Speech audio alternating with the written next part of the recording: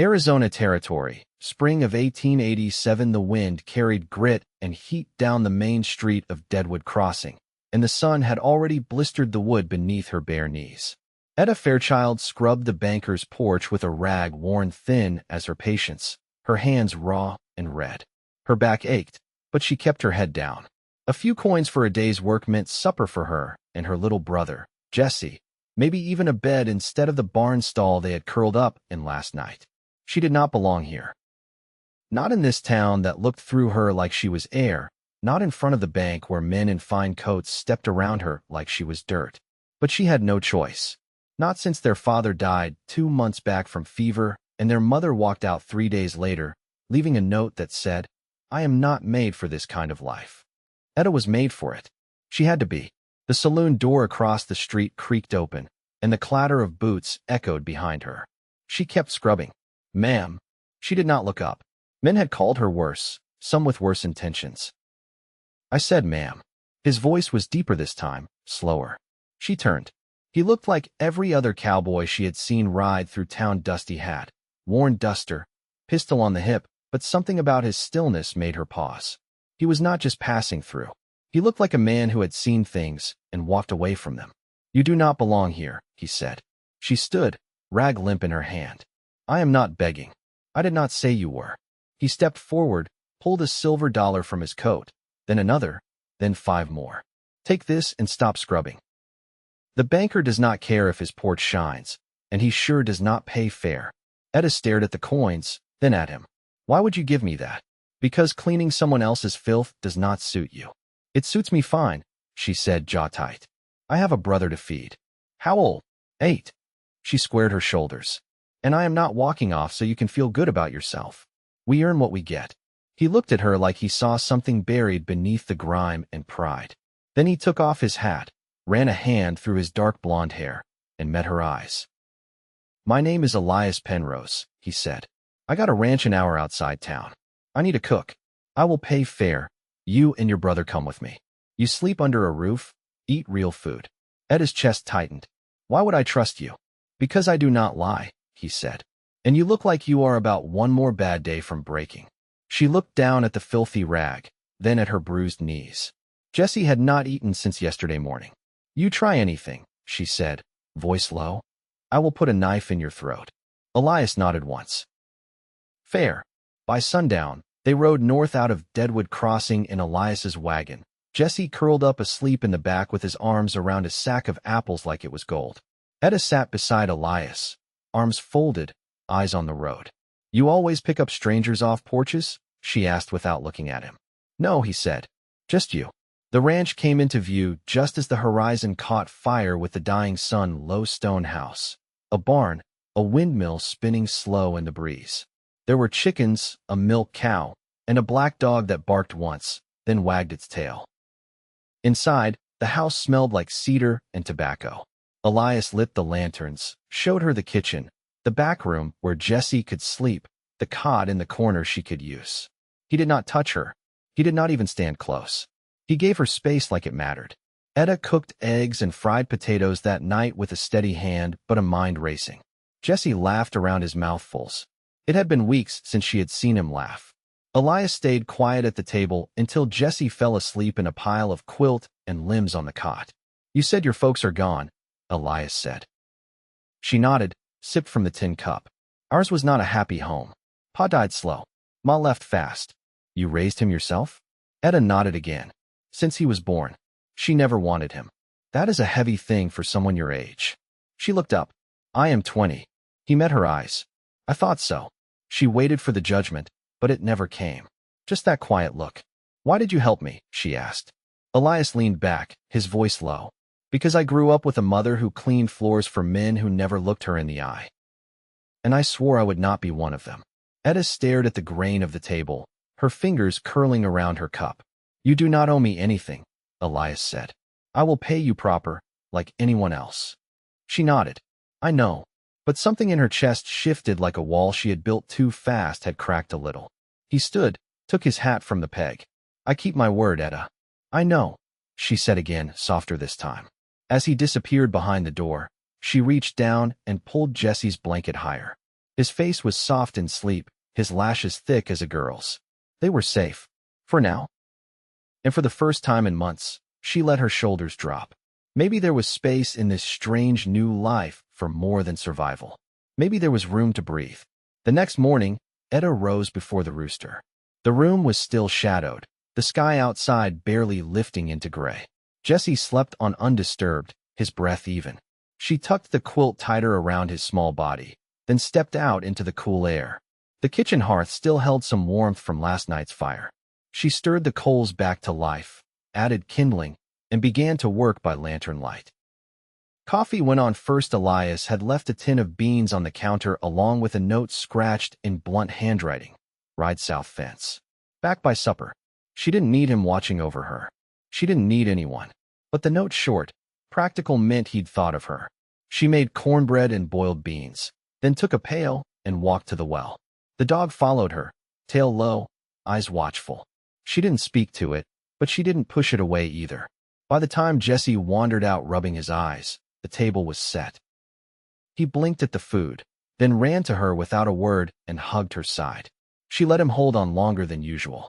After breakfast, she scrubbed the kitchen, swept the floor, and took a look around the rest of the house. The place wasn't fancy, but it was clean and solid. There was a rifle hung above the hearth, a rocking chair near the window, and a stack of ledgers on the shelf. Everything had a place. Outside, the barn needed tending. She found a pitchfork, mucked out the stalls, and gathered eggs from the coop. By midday, the sun had climbed high and hot. She tied her hair back with a strip torn from an old apron and kept working. She didn't notice Elias ride in until the dog barked once, low. He dismounted without hurry, unsaddled his horse, and let it loose in the corral. His shirt was damp with sweat, dust streaked across his arms and neck. He looked over at her, but didn't speak until he'd hung the saddle and rubbed the horse down. "You've been busy," he said finally. She rested the pitchfork against the barn wall. "Someone had to." He nodded. "You find everything you need?" "For now." "Good." He leaned against the doorframe. "I saw a man near the south fence. Didn't recognize him. Might have been passing through, might have been casing the place." She narrowed her eyes. "You think he'll come back?" "Hard to say, but I don't plan on being caught unaware." Edda crossed her arms. "You got enemies?" Elias didn't answer for a while. The wind stirred the dust between them. "Not anymore," he said. "But I used to ride with men who didn't care who got hurt, long as they got paid. I left when I stopped stomaching it. Some of them didn't take kindly." She studied his face. There was no apology in his voice, but no pride either. "You ever kill anyone?" she asked. "Yes." She didn't flinch. "You regret it?" "I regret why it came to that." She nodded once, then turned back to the coop. "Fence won't fix itself." He watched her for a beat longer, then stepped back into the sun. "I'll check the north line tomorrow. You keep Jesse close." That night, after Jesse fell asleep curled around a whittled wooden horse Elias had carved sometime in the past, Edda sat on the porch with a needle and thread, mending the hem of her dress by lantern glow. Elias sat nearby, sharpening a blade with even strokes. They didn't talk for a long while. The night hummed with crickets and the far-off rustle of cattle. Eventually, she spoke without looking up. "Why'd you leave them? The men you rode with?" "I saw a woman cry over her husband's body. He'd been shot for his horse, nothing more." Her hands were shaking so hard, she couldn't close his eyes. Edda's hand paused on the stitch. "I was 21, he said. Had two choices. Keep riding, keep taking. Or walk away and lose everything I'd known." She looked up. "And you chose this." "I didn't know where I was going. Just knew what I couldn't be anymore." They were quiet again. "I don't trust easy," she said. "I know. But Jesse's laughing again. That means something." He nodded. "I won't give you reason to doubt me." Her eyes held his. "If you do, I'll know." He didn't smile. Just said, "Fair." She returned to her mending. He kept sharpening the blade. The lantern swayed a little in the breeze, casting long shadows behind them. Inside, the fire had gone low, but the house held warmth. Tomorrow would come like always. But tonight, there was stillness. And for the first time in longer than she could remember, Edda didn't feel like she had to run. By the end of their first week on the ranch, Edda had come to know the rhythm of the place. Morning chores started before the sun crested the hills. Jesse gathered kindling and fed the chickens without complaint, his small hands quick and sure. Edda baked bread each evening and hung washed linens on the line behind the house, where the wind pulled them taut like sails. Elias worked from dawn to dusk, often returning with dust in his hair and sweat along his collar, but never without checking first that Jessie had eaten or asking if the well bucket was drawing smooth. On the 8th morning, Elias came in with a limp and blood blooming through the leg of his trouser. He leaned on the doorframe, jaw tight. She dropped the tin cup in her hand, water sloshing across the floor. "Sit down." "It's not bad," he said. "You're bleeding through your boot." He didn't argue again. She cleared the table with one sweep and knelt beside him. The bullet had grazed the outside of his thigh, tearing more cloth than flesh, but the wound was angry and red. "I was right about the man near the fence," Elias said, voice low. "He came back last night. I caught him setting a wire snare near the south pasture." "You think he meant to steal cattle?" "No," he said. "I think he meant to draw me out." Edda dipped a rag in water and pressed it against the wound.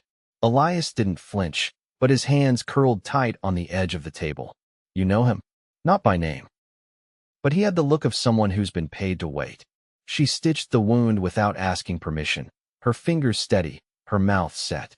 Jessie watched from the doorway, silent but alert. When she finished, she tied the bandage and stood. "You'll need to walk less for a few days. I can't afford that. You can if you let someone else ride fence." He looked up at her. "You offering?" "I've handled worse," she said. "I can ride. I can shoot. And I'm not about to let you get killed over someone else's grudge." She saddled his roan mare before he could protest, packed a rifle, and left Jessie with a neighbor Elias trusted just over the ridge. The man was older, mostly deaf, and had a wife who treated Jessie like kin the moment he stepped onto their porch. The pasture spread wide and golden beneath the morning sun. Edda rode with her shoulders straight and her eyes sharp. She found the snare Elias had mentioned and cut it clean, then followed the tracks south. They led to a dry arroyo where a man had camped recently, the ashes still warm. That night, she returned without speaking until Jessie was asleep again, curled on a pile of horse blankets near the fire. Elias had not moved from the rocking chair, his leg propped on a stool. "He's not camped far," she said quietly. "But he's not local. He's waiting for something or someone." Elias rubbed a hand over his jaw. "He's not working alone." "You sure? People like that don't wait unless they've been told to." Edda sat on the hearthstone, her arms resting on her knees. "You ever think about leaving? Just take the wagon, go someplace else." "I have," Elias said. "But there's things I've built here that won't follow me. The land, the cattle, they're more than just property. They're what kept me from turning back." She didn't answer right away. The fire popped between them. "I used to think I could keep Jessie safe by staying invisible," she said. "But that didn't stop folks from trying to take what little we had." Elias leaned forward, resting his elbows on his knees. "You don't need to disappear to survive. I know that now." Her voice was barely above a whisper. "But I still don't know where we belong." He looked at her, his expression unreadable in the firelight. "You belong where someone sees you. Not what you do, not what you've lost. Just you." She held his gaze without turning away. "You see me?" "I do." She rose then, quietly, and crossed to Jessie. She lifted him gently, laid him on the cot with care, then returned to her place by the fire. Elias hadn't moved. She sat beside him, close enough to feel the heat from his arm, but not touching. "If he comes back, I won't run. Neither will I." Outside, the wind had shifted. It carried the scent of rain and something clean. Edda leaned back, eyes half closed, and let the silence settle. Elias didn't speak again, but his hand drifted close to hers on the armrest, and when their fingers brushed, neither of them pulled away. Rain came hard in the night, drumming the roof until it sounded like hooves in the rafters. Edda woke with Jessie's arm flung across her ribs and the smell of damp earth rising through the wood. She lay still a while, listening. No wind. No footsteps. Just rain and the deep hush that came with it. By morning, the ground was thick with mud, and the creek behind the barn had swollen wide enough to drag down a fence post. Elias sat at the table with a map unrolled before him, his injured legs stretched out under a blanket. Edda took one look at the way he winced when he shifted and said, "You're not riding anywhere today." "I wasn't planning to," he said. "There's a break in the north fence. I saw it last week. If the water's risen more, it'll carry calves clean through." She poured coffee into a tin cup and set it down beside him. I'll ride out once the rain lets up. You can guide me on the map. He looked up, eyes sharp. You sure? I'm not made of sugar. She wrapped cornbread in a cloth and packed a rifle as the clouds thinned. Jessie stayed with the neighbor again, already settled into a checker game when she left. As she rode out, the land looked different, slick with water, quiet in a way that made every small sound feel louder. Crows lifted from the fence line and wheeled into the sky. The break was worse than Elias had guessed. 3 rails torn loose, one post leaning half out of the ground. She dismounted, tied the reins to a mesquite branch, and started pulling soaked wood free. Her shoulders ached from hauling the timber straight, but she didn't stop. She worked until her palms burned and the scent of wet cedar clung to her skin. When she rode back near dusk, Elias was outside, one crutch under his arm, watching the road like he'd been doing it for hours. She slowed the mare and swung down. Fence is patched, she said. But it'll need new boards by next week. His gaze moved over her face, then down to the mud caked on her hem. You all right? Nothing I can't walk off. He reached for the reins, took the mare without a word, and led her toward the barn. Edda followed, wiping her hands on a rag she kept tucked at her waist. Inside, the air was warm with hay and horse breath. Elias stabled the mare, then turned to her. You didn't have to do it alone. I didn't want to leave it until morning. I mean more than the fence. She didn't answer. The lantern swung slightly overhead, casting long shadows behind him. Most folks see a woman with a child and figure she's already had her chance, he said. They don't look past the surface. Edda rested her hand on the saddle horn.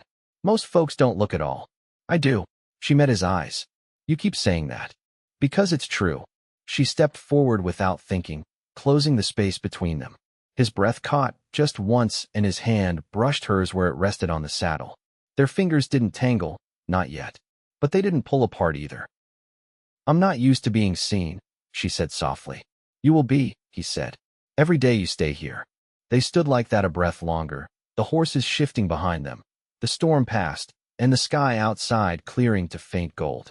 Back inside, Jessie was asleep again before the fire. Edda knelt beside him, tucking the quilt higher, smoothing his hair with a touch that had steadied over time. Elias leaned against the doorway, watching them both. When she stood, he didn't speak. He just offered her his hand. And this time, she took it. The days lengthened as spring leaned toward summer, the sun rising earlier and setting slower. The land dried from the storm, and with it came a quiet steadiness that settled into the bones of the place. Edda moved through the ranch with practiced ease now, her hands sure, her gaze level. She had learned the rhythm of the animals, the stretch of the land, and the way Elias's voice dropped half a tone when he was thinking hard. She and Jessie had been at the ranch over a month when Elias asked her to ride with him to the trading post in Fort Thomas. His leg had healed enough to bear weight, though he still favored the left when the days ran long. He'd hitched the wagon at first light, packed 2 crates of dried beans and salted pork for trade, a thick roll of hides, and a small cedar box with a latch carved like a feather. You don't have to come, he said, adjusting the reins. But it's good for Jessie to be seen with folks, and for folks to see you with him. She nodded once. Let me pack bread. The road to Fort Thomas ran along the river for a stretch, then cut through a low canyon where the stone turned red and the air thinned. Jessie rode between them, quiet but watchful, his boots scuffed and his hat too big. At the post, they traded beans for flour and coffee, a length of blue calico for Edda, and a tin of peppermint sticks for Jessie. Elias handled the bartering with a calm, measured tone that drew respect but no fear. The storekeep, a man with a crooked nose and a limp, greeted Elias like an old acquaintance. You still keeping to yourself out there? He asked. Elias glanced sideways at Edda, then back at the man. Not so much anymore. Edda said nothing, but her fingers brushed the edge of the cedar box Elias had set on the counter, and her heart thudded once, sharp and deep. On the way back, Jessie dozed off against her side, cheek pressed to her shoulder. You've been thinking about staying, Elias said, not looking at her. I already have, she answered. He nodded once, hands loose on the reins. I want to offer you more than work. She turned to face him fully. Say what you mean.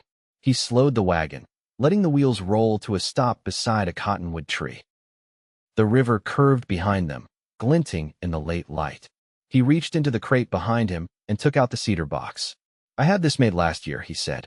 "Didn't know who it was for yet. But I do now." He opened it. Inside, nestled on a square of quilted cloth, lay a silver ring shaped like a braid, its surface dulled by time but whole.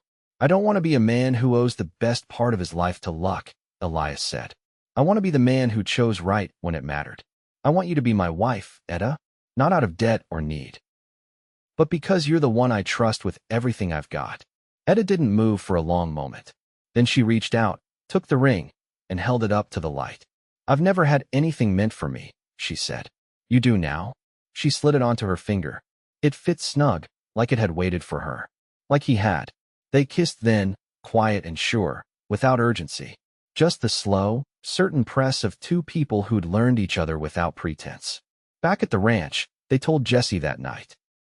He looked up from the stick of peppermint and said, "Does that mean we stay here forever?"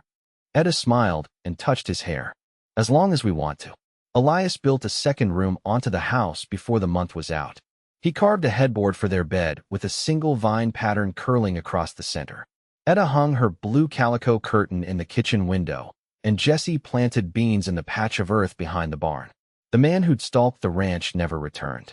Whether he'd been paid only to scare or had turned away when the reward soured, they never learned. Elias kept the rifle above the hearth anyway, but it gathered dust. By late summer, the cottonwoods turned gold, and Edda's hands curved over her belly with the quiet wonder of someone who hadn't expected more than survival and had found instead something whole. They were married under the old juniper tree near the south pasture, the one with roots like knotted rope and bark smooth from wind. The neighbor's wife stitched Edda's dress from muslin and lace, and Jesse held the ring until Elias knelt in front of him and said, "You're part of this." Always. There was no preacher, just vows spoken plain, and a promise sealed not with ceremony, but with truth. Jesse grew brown under the Arizona sun, sure-footed and quick with a lasso by the time he was 10. He called Elias Pa, without prompting, and Elias taught him how to ride alone before he could read full sentences. Edda's second son came one spring morning just as the last frost lifted. She held him against her chest, her face wet with joy, and Elias sat beside her, his hand tucked over hers, quiet as always but full to the brim. Years passed, and the ranch flourished. They added a second barn, more cattle, and a dog that never strayed far from Jesse's heels. Edda never went hungry again. Not for food, not for safety, not for love. And Elias never looked away. Not once.